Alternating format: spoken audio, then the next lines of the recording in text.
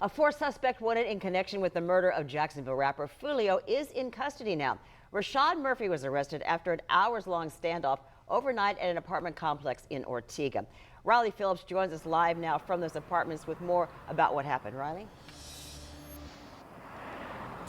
Yes, we drove through that apartment complex a few hours ago. We could already see crews out there cleaning up the damage from the SWAT standoff. There were some broken windows. JSO had to use tear gas to get Rashad Murphy to come out of the apartment and surrender. And Sheriff Waters says they wanted to do everything they could to make sure Rashad was taken into custody safely.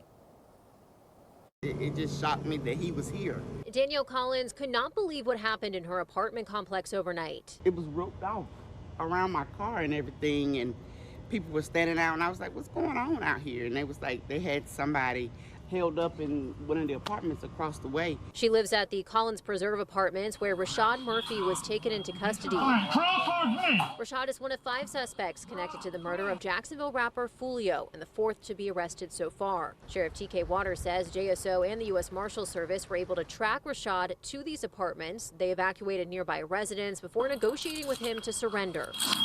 The ultimate goal is to get him out safely. So use tear gas, whatever we need to do to get that arrest warrant effectively served. JSO is still searching for Davion Murphy. Police say he was one of the shooters the night of Fulio's murder, and he is a known gang member. They're asking the community to remain vigilant since he could be armed.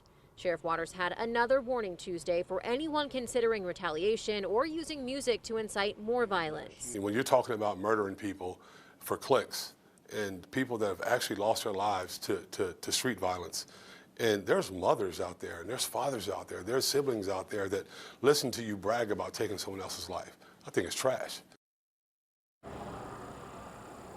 And Rashad is also facing a first-degree murder charge. He will be extradited to Tampa, where he will be prosecuted along with the other suspects. Sheriff Waters says they will all go through the court process, and he hopes they will be sentenced to prison for a very long time.